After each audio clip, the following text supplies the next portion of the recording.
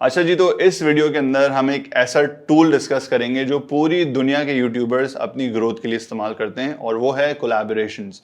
अब कोलैबोरेशंस का जो बेसिक मकसद है वो ये है कि आप किसी और शख्स के साथ मिलकर कोई चीज़ बनाएं। You collaborate on something, you collaborate on a project, you collaborate on a video.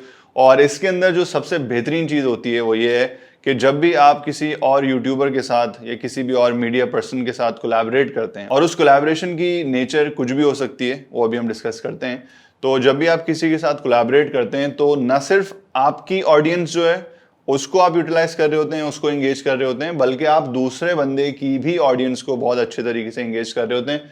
And उसके लिए भी एग्जैक्टली यही हो रहा होता है कि वो अपनी ऑडियंस को एंगेज कर रहा होता है और वो आपकी ऑडियंस को एंगेज कर रहा होता है। और कोलैबोरेशंस के अंदर बेसिकली एक्सपेरिमेंटेशन का जो पोटेंशियल है ना, वो बहुत बढ़ जाता है। और उस एक्सपेरिमेंटेशन की वजह से आप ऐसे सर्कल्स के अंदर, ऐसी टारगेट ऑडियंसेस के अंदर टैप इन कर सकते हैं जिन ऑडियंसेस के अंदर प्रॉब्ली आप अपने नॉर्मल कंटेंट के साथ नहीं कर सकते थे। So for example let's say कि मेरा एक चैनल है और ये कोलैबोरेशन मैंने अभी स्टार्ट नहीं करी, ये वाली जो मैं अभी आपको बताने जा रहा हूँ। और द रीजन मैं आपको बता रहा हूँ is because I actually planned this for the month of सितंबर।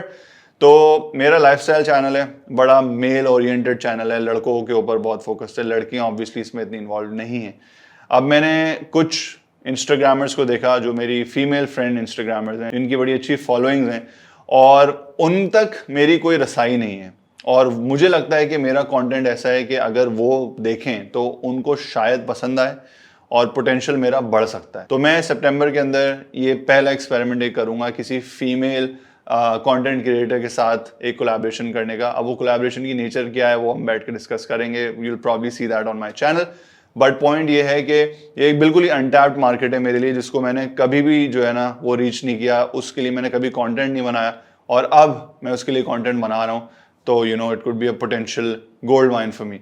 अब ये हिट और मिस हो सकता है कोलैबोरेशन आपके और दूसरे बंदे के फॉलोअर्स को बिल्कुल समझ नहीं आए, और अगर हिट होता है तो फिर यू नो उसमें तो कोई नहीं है, there is no end to it. तो लाइक आई सेड कि इसमें एक्सपेरिमेंटेशन का जो पोटेंशियल है वो बहुत बढ़ जाता है, क्योंकि बहुत सारी चीज़ें ऐसी होती हैं जिनको आप अपनी नज़र से देख रहे होते हैं, अपने नज़रिए से उसके बारे में सोच रहे होते हैं, और फिर एक बिल्कुल ही आउटसाइडर उसके ऊपर आके जब अपना ओपिनियन देता है तो आपका जो पोटेंशियल है सोचने का, आपका जो होराइजन है अपने आइडियाज़ का या इमेजिनेशन का, वो एकदम से बढ़ जाता है। तो मैं बड़ा अर्ज करूंगा आप लोगों को कि जब भी आप अपने यूट्यूब की ग्रोथ के बारे में सोच रहे हैं तो think of collaborations as a very very useful tool. और कोलैबोरेशंस के अंदर एक बात मैं आपको ये भी बता दूं कि देखें, सेल्फिश ना बनिएगा, किसी को इस्तेमाल ना करिएगा, किसी को गलत तरीके से यूज़ ना करिएगा, उनको भी उतना ही फ़ायदा दीजिएगा जितना उनसे आप फ़ायदा ले सकते हैं। ऐसा ना हो कि आप उनका फ़ायदा उठा लें, उनको एक्सप्लॉइट कर लें किसी दूसरे कंटेंट क्रिएटर को। ये बात अच्छी नहीं है, क्योंकि देखें यार, दुनिया का भी तो एक निज़ाम है ना। आप बुरा काम करेंगे तो इवेंचुअली बुरा काम आपके साथ होगा। आई नो एथिक्स की क्लास नहीं है ये, बट मैंने शुरू से लेकर अब तक आपको जितनी भी चीज़ें बताई हैं उसमें मेरी कोशिश यही रही है कि मैं आपको एथिकल प्रैक्टिसेस के बारे में ज़रूर बताऊं कि यार